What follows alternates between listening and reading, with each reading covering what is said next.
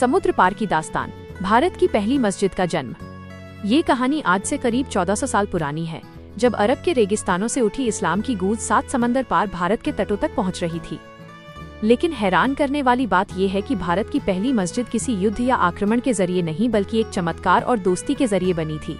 ये दास्तान केरल के एक प्रतापी राजा चेरामन पेरुमल के उस विस्मयकारी अनुभव से शुरू होती है जिसने भारत के धार्मिक मानचित्र को हमेशा के लिए बदल दिया। एक शांत और चांदनी रात में जब राजा अपने महल के झरोखे से आसमान को निहार रहे थे, उन्होंने एक ऐसी खगोलीय घटना देखी जिसने उनकी रातों की नींद उड़ा दी।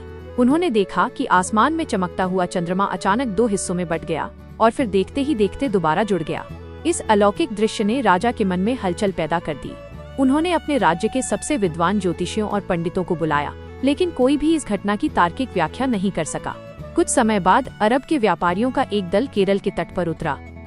जब राजा ने उनसे इस खगोलीय घटना का जिक्र किया तो व्यापारियों ने बड़े ही अदब से बताया कि ये कोई साधारण घटना नहीं बल्कि अरब के पैगंबर हजरत मोहम्मद सल्लल्लाहु का एक मोजिज़ा चमत्कार था।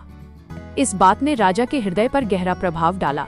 सत्य की खोज की व्याकुलता उन्हें अरब के रेगिस्तानों की ओर खींच ले गई।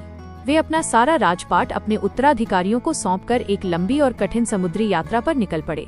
अरब पहुंचकर राजा ने पैगंबर साहब से मुलाकात की और उनके व्यक्तित्व और शिक्षाओं से इतने प्रभावित हुए कि उन्होंने इस्लाम स्वीकार कर लिया। उनके जीवन का एक नया अध्याय शुरू हो चुका था, लेकिन अपनी मिट्टी की खुशबू उन्हें बार बार याद आती थी। वे भारत वापस लौटकर शांति और भाईचारे का ये नया संदेश फैलाना चाहते थे। बदकिस्मती से वापसी के सफर के दौरान ओमान के पास राजा गंभीर रूप से बीमार पड़ गए। अपनी मृत्यु को करीब देख उन्होंने अपने साथियों, जिनमें मलिक दीनार भी शामिल थे, को अपने पास बुलाया।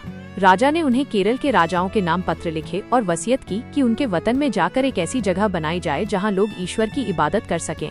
मलिक दीनार जब केरल के कोडुंगल्लूर पहुंचे तो वहां के स्थानीय शासकों ने राजा के पत्रों का सम्मान किया और उन्हें पूरी सहायता दी। इसी सद्भावना के बीच सन 629 ईस्वी में भारत की पहली मस्जिद चेरामन जुमा मस्जिद का निर्माण हुआ। इस मस्जिद की सबसे अद्भुत बात यह थी कि इसे बनाने वाले स्थानीय भारतीय कारीगर थे। उन्होंने इसे किसी विदेशी शैली में नहीं बल्कि केरल की पारंपरिक वास्तुकला के अनुसार लकड़ी और ढलवा छतों के साथ बनाया, जो दूर से देखने पर किसी भव्य महल या मंदिर जैसी प्रतीत होती थी। मस्जिद के भीतर एक पुराना पीतल का दिया आज भी जलता रहता है, जिसके बारे में कहा जाता है कि ये हजारों सालों से प्रज्वलित है। ये दिया और मस्जिद की दीवारें आज भी गवाही देती हैं कि भारत में इस्लाम किसी तलवार के जोर पर नहीं बल्कि एक राजा के आत्मिक अनुभव, आपसी संवाद और सांस्कृतिक सम्मान के जरिए दाखिल हुआ था। ये कहानी हमें याद दिलाती है कि भारत की जड़ें कितनी गहरी और उसकी संस्कृति कितनी उदार रही।